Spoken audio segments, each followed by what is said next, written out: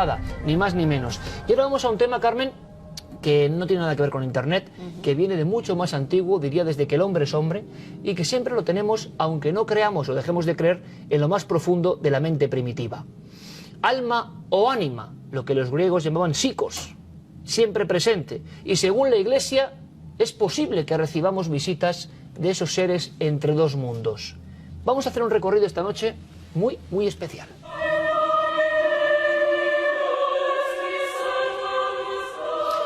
Una noche, hace ya algunos años, un viejo colega de profesión me confesaba una historia con cierto rubor.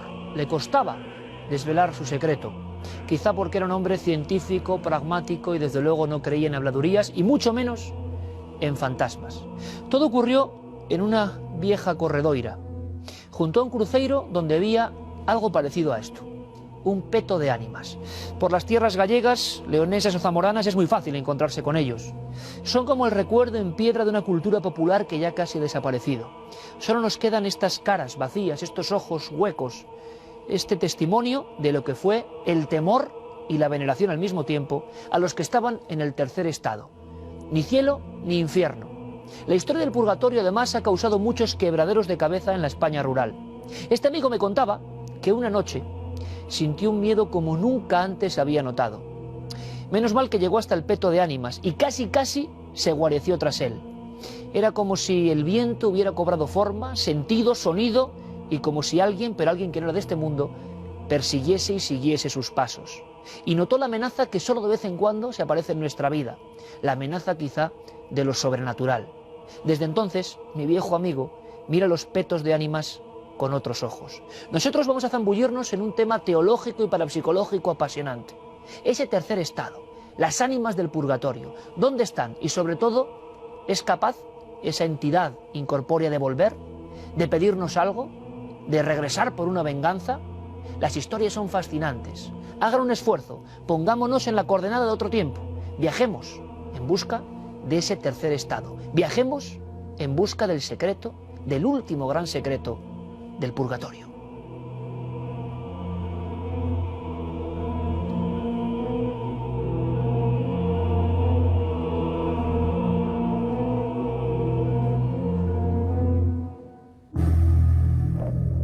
Hay seres humanos que cuando mueren generan la duda en el mismísimo Dios.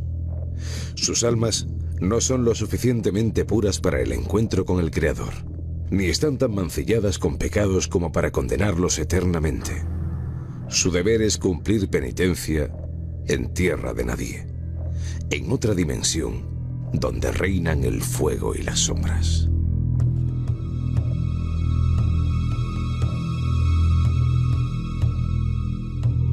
Hace tan solo unos días, una noticia manaba de las entrañas del Vaticano, acaparando titulares en la prensa mundial.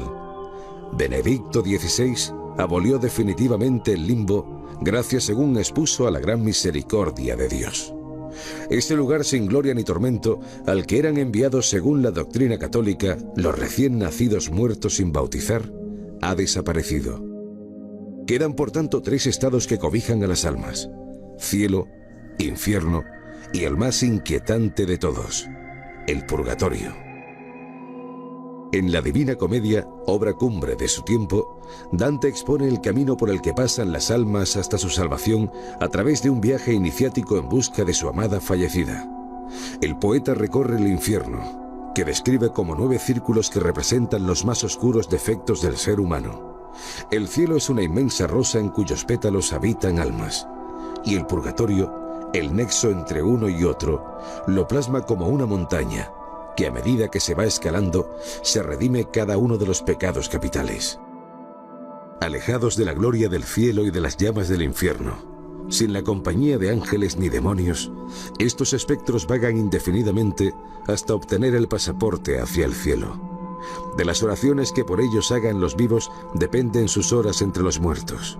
Algunos, olvidados por los suyos, purgan su condena a perpetuidad. Esas sombras de lo que un día fueron hombres deambulan por el inframundo arrastrando 2 castigos: no poder ver a Dios y calcinarse en un fuego purificador que les limpia el alma. Muchos lo consideran peor que el propio infierno. El purgatorio genera respeto y temor entre los creyentes. Muchos hablan de apariciones espectrales que recorren bosques y caminos llamando la atención de los vivos. Las tierras gallegas están salpicadas de los llamados petos de ánimas, monumentos religiosos ante los que los creyentes rezan y dan limosna, buscando así su futura salvación y la de alguno de los espectros que moran en esa otra dimensión. Según afirma la teología, no todas las almas que se arrastran por el purgatorio poseen el mismo grado de pureza. Unas se hallan a tan solo unos rezos del perdón. Otras, en cambio, son semidemonios que no han ido a parar al infierno merced a alguna súplica o gracia de última hora. Muchos de los vivos poseen el don de ver a esos espectros, presenciar su sufrimiento, su desconcierto y, en muchos casos, su maldad.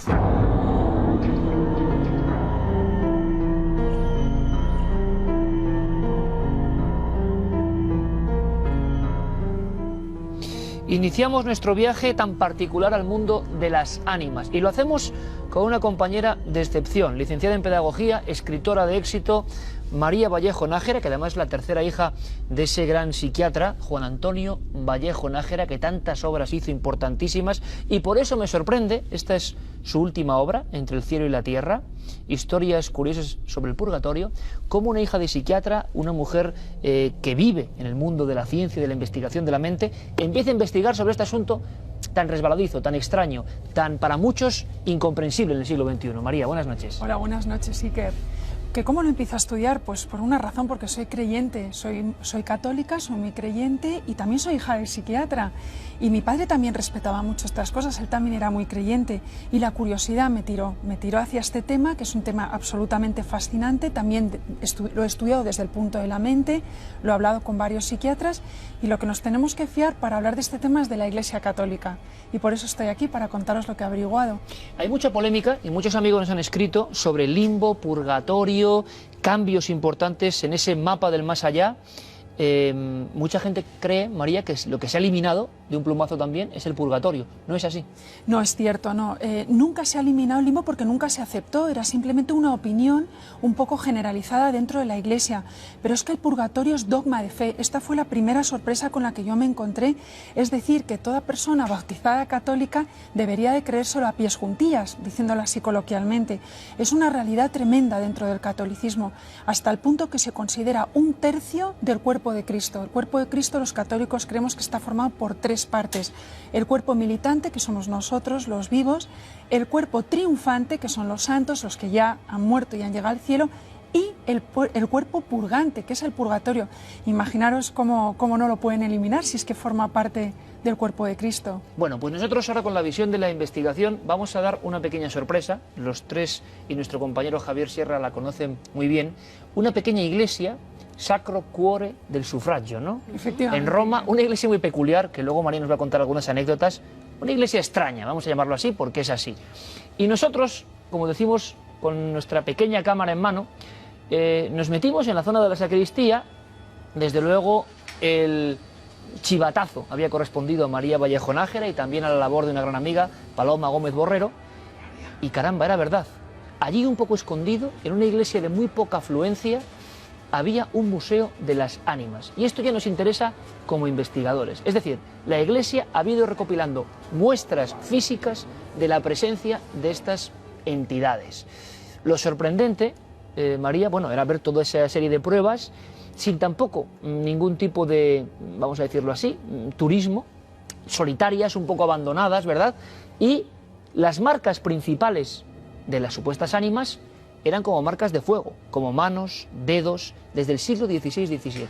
Imagino que te quedaste tan sorprendida como nosotros, ¿no? Me quedé sorprendidísima. Y la verdad es que ya llevaba bastante tiempo estudiando esto de las ánimas. Me ha llevado un trabajo de 5 años recopilar toda la información. Entonces me sorprendí a pesar de ello, porque es que es increíble. Este pequeño museo fue creado por un sacerdote a finales de 1800, me parece.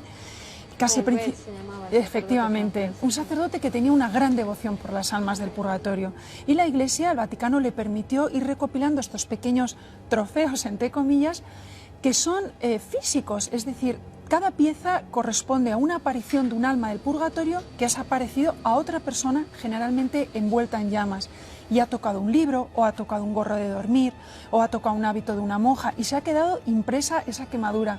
Quizá la pieza más impresionante de todas es la primera, que corresponde al número 1, que ocurrió de la siguiente manera. Estaban en esa iglesia celebrando misa, y delante de todos los feligreses que habían acudido vieron cómo se incendiaba en una esquinita aire. Es que parecía como nadie entendía qué era lo que estaba ardiendo.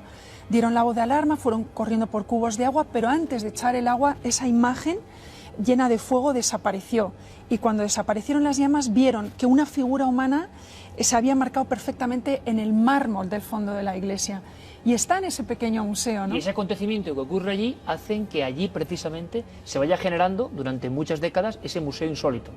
Esa es, digamos, la pieza principal que despierta la curiosidad de este sacerdote. Dice, yo tengo que recopilar pequeños trozos de tela, algo que demuestre que ha habido una quemadura de un alma del purgatorio. Carmen, y ese sacerdote se pone a investigar, díganme que esto no es de novela, pero es real, ahí estábamos grabando esto, y se pone a recopilar un investigador de la iglesia, un sacerdote convencido de que hay pruebas de la interacción de las ánimas en nuestro mundo físico. Y claro, yo le daba vueltas, y la representación artística, hemos visto imágenes realmente preciosas, he encontrado nuestro compañero Gerardo Peláez de una antiquísima versión cinematográfica de la Divina Comedia de Dante, y claro, es que las ánimas estaban envueltas en llamas. Entonces se suponía que, claro, la marca tenía que ser de fuego, con lo cual a las personas que lo sufrían tenía que ser realmente algo pavoroso.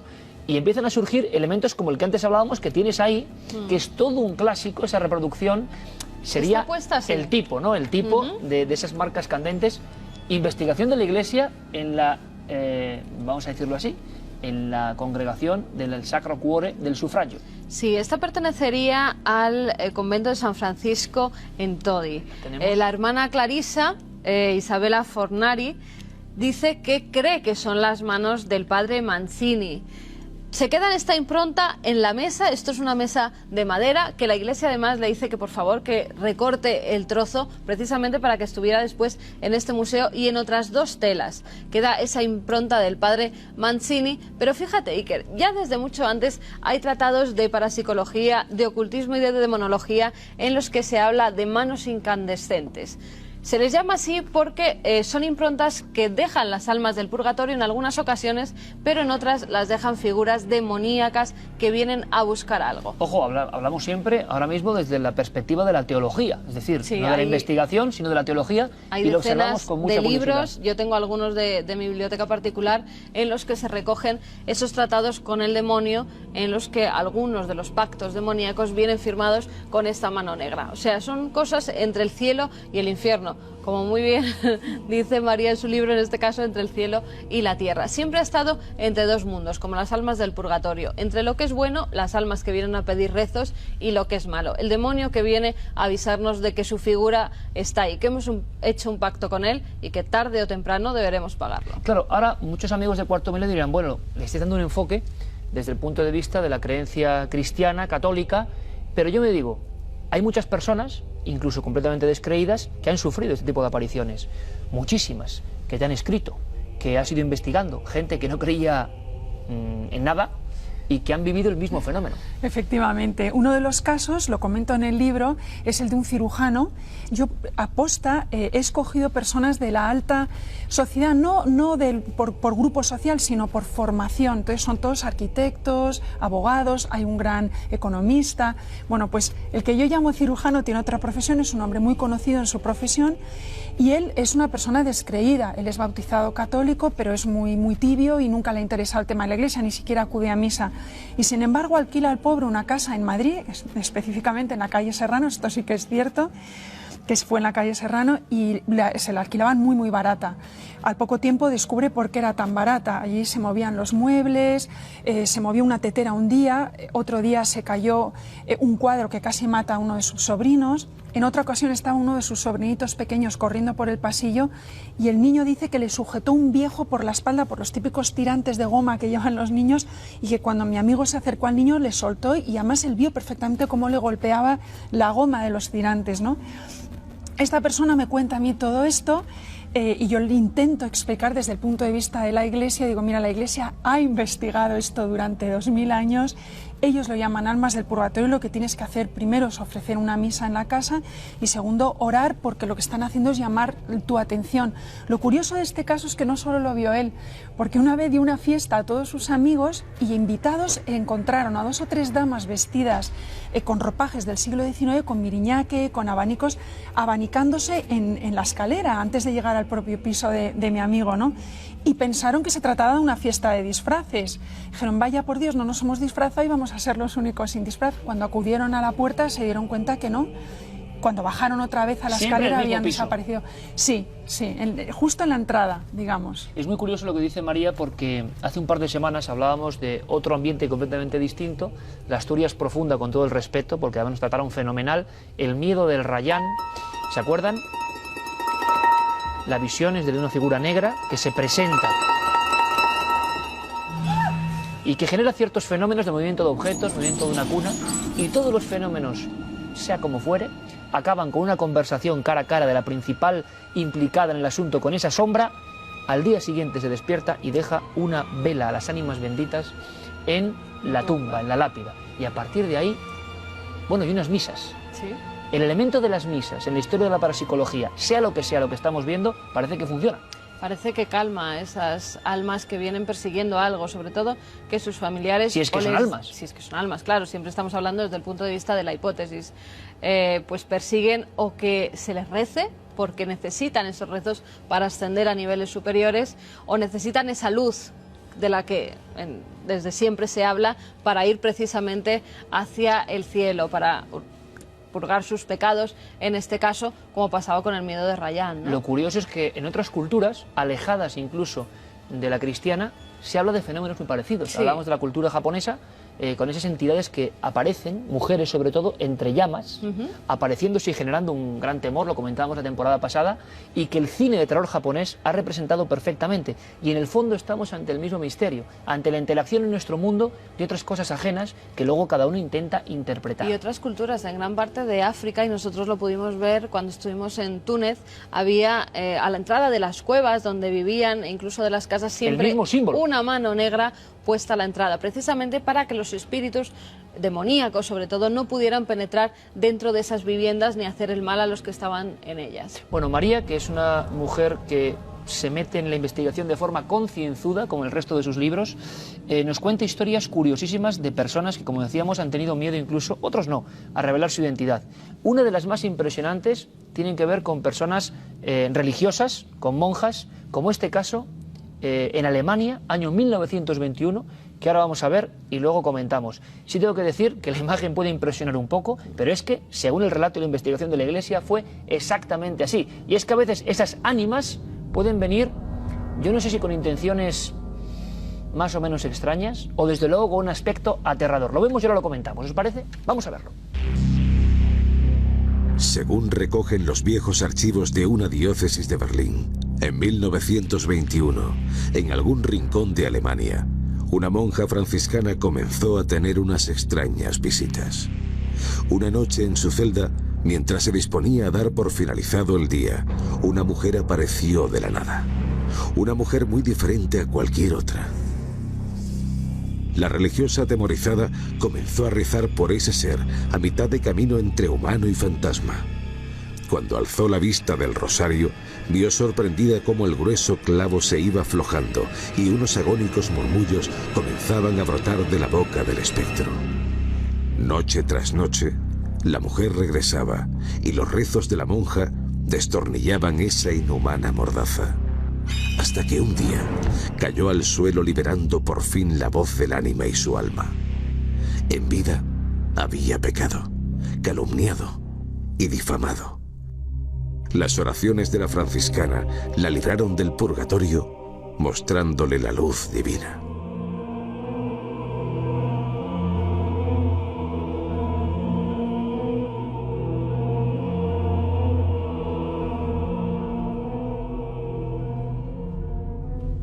Esta es una noche de ánimas y a la sombra de los viejos petos de la Galicia eterna seguimos hablando de temas tan impactantes como este.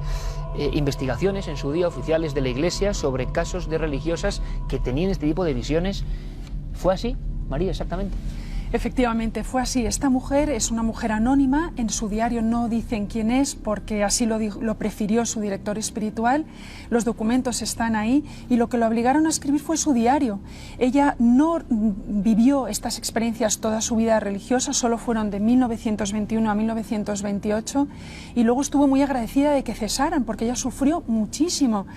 En el caso del clavo, que lo hemos visto, tengo que decir que cuando consiguió hablar, este espectro le dijo: estoy aquí porque he cometido un grave pecado que a Dios no le ha gustado nada, que ha sido el don de la calumnia, esa facilidad que tenemos a veces las mujeres de criticar al vecino, pues en esta mujer tenía forma de calumnia. Y Dios le dejó ver en su juicio final... Bueno, mujeres y hombres, María? Bueno, le dejó ver en su juicio final todo el daño que había hecho con esas calumnias. Por eso se representa ese alma con el pecado que ha cometido más, y por eso tiene ese clavo, ¿no?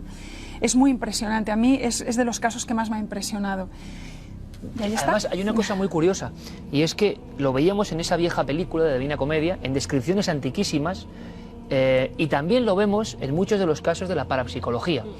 De lo puramente parapsicológico, incluso sin ningún tipo de sesgo de creencia. Muchos hablan de la aparición de figuras que no están enteras, figuras que no tienen manos. Recordábamos el caso del monje de Lepierure hace bien poco, ese monje que llega a ser fotografiado aparentemente. Muchas visiones, yo diría que 8 de cada 10, quien ve una figura no tiene pies, no tiene manos, le falta algo, y en esa vieja película ya se ve las ánimas del purgatorio, la recreación teológica, les falta un brazo, les faltan 2 brazos, va con la cabeza. Este tipo de seres imperfectos son una constante, ¿no, María? Aparecen en muchos casos, incluso yo he leído, lo que no recuerdo si fue en este tratado o en otro, que decía que las almas cuando se aparecían sin manos, y la vidente le decía: ¿pero cómo vienes así?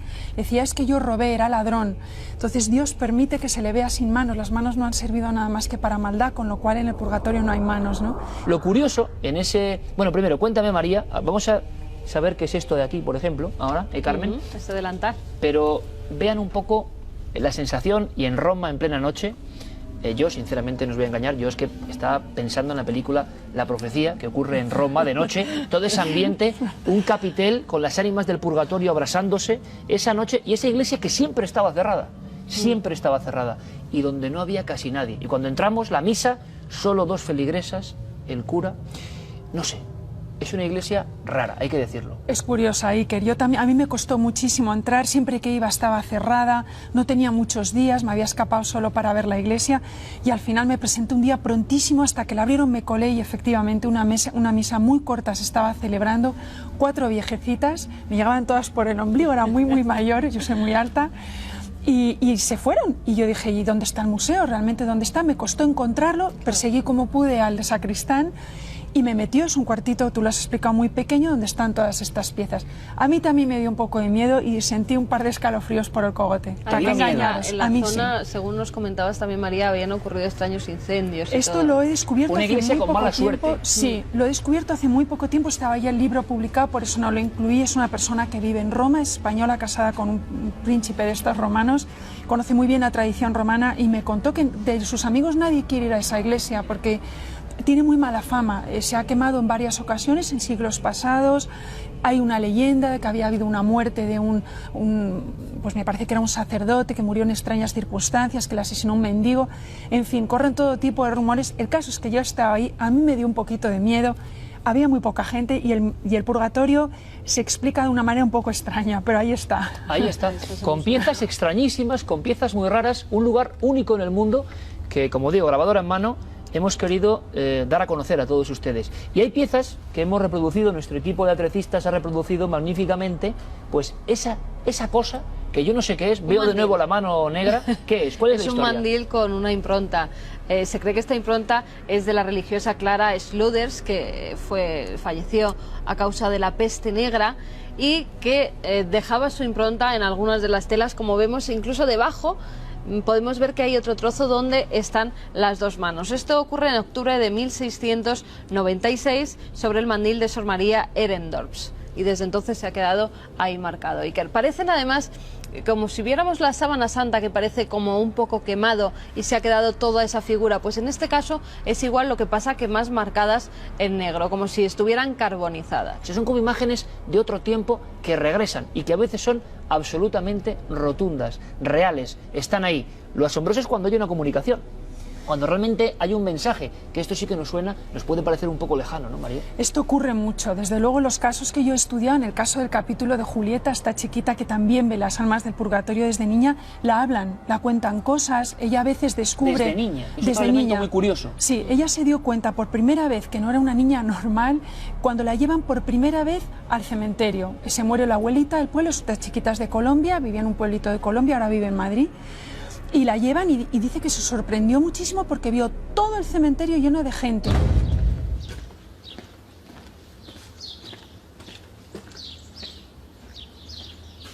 Pero lo que la sorprendió fue que iban vestidos iguales, como con un pequeño hábito blanco y descalzos. Y que dijo, qué raro, porque hacía frío, que hace toda esta gente vestida igual.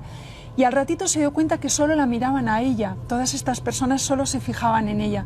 Y desde ese momento esta niñita empieza a ver almas del purgatorio, ha pasado por muchísimos estudios psiquiátricos, todos los psiquiatras dicen que es una persona sana desde el punto de vista psiquiátrico y que no pueden explicar por qué ella ve almas. Sin embargo, es un regalo que a veces puede ser un poco un caramelo un tanto amargo, porque ver visiones como esa mujer del clavo o lo que vamos a ver ahora, hay que tener un alma muy fuerte, nunca mejor dicho, para aguantarlo, porque es otra de las visiones de esta religiosa alemana entre el año 21 y 28, esta investigación, este diario personal, y desde luego esta es estremecedora, porque hay muchas de estas visiones que ya no es que parezcan imperfectas, sino que las formas son animalescas.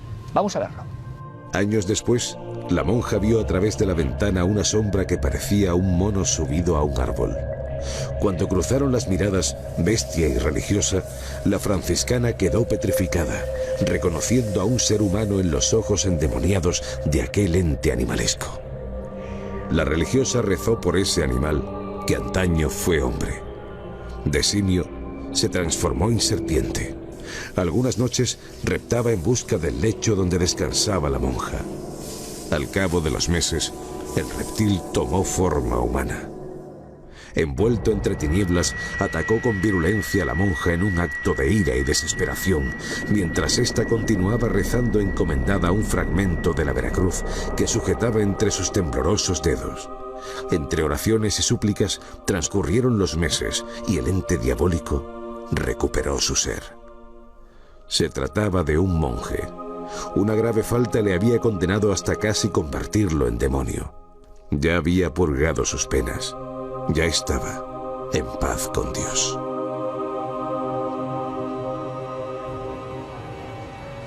En algunos de los grabados de la Divina Comedia del gran ilustrador antiguo Gustavo Doré veíamos alguna mujer tumbada hacia atrás, y ya que hemos tenido arañas hoy por aquí, con patas de araña. Ya decíamos, representando seres que no están del todo evolucionados o que están ahí luchando con las sombras.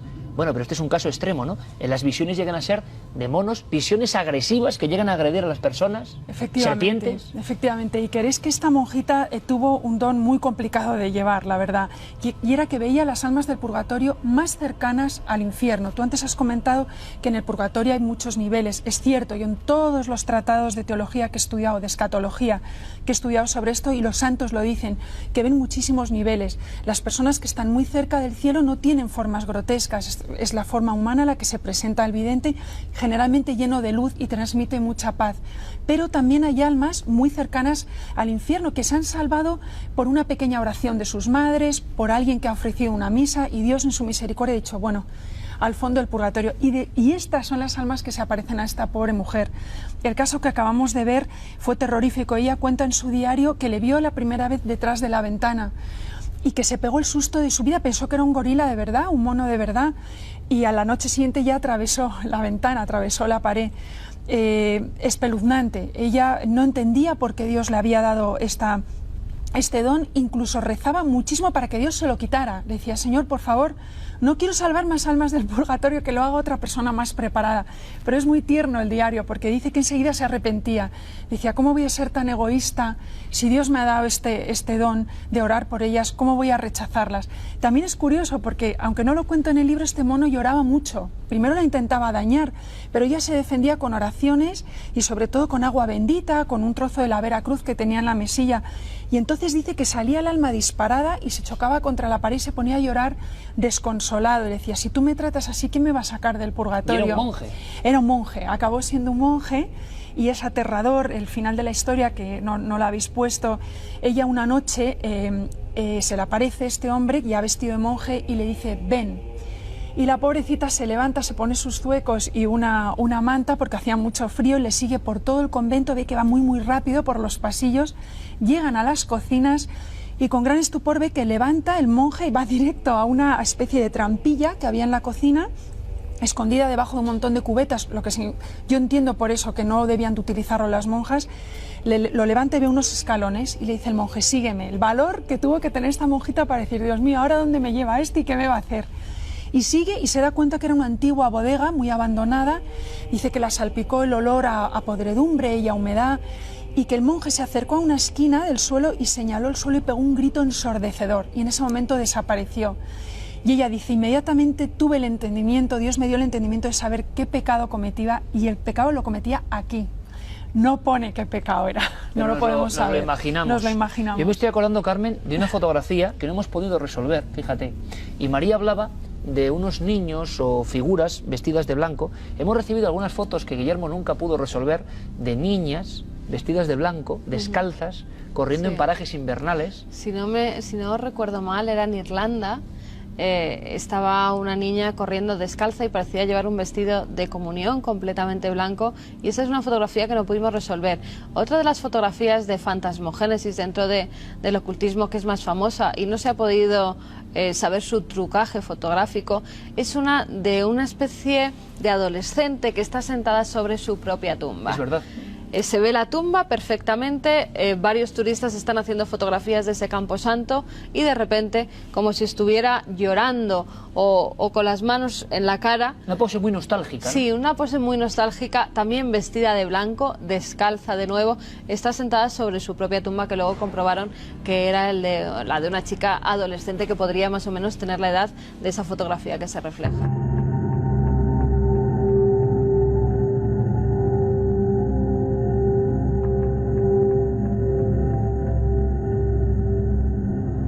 Para darnos esta visión absolutamente entretenida y también sobrecogedora, cientos de casos que siguen llegándola entre el cielo y la tierra, María Vallejo Nájera. Que ha sido un placer, que sigas investigando y que si hay nuevas pruebas, casos e historias, vengas aquí a contarlo. Ya sabes que yo me siento con vosotros como en casa, Iker. Igualmente, María, muchísimas gracias.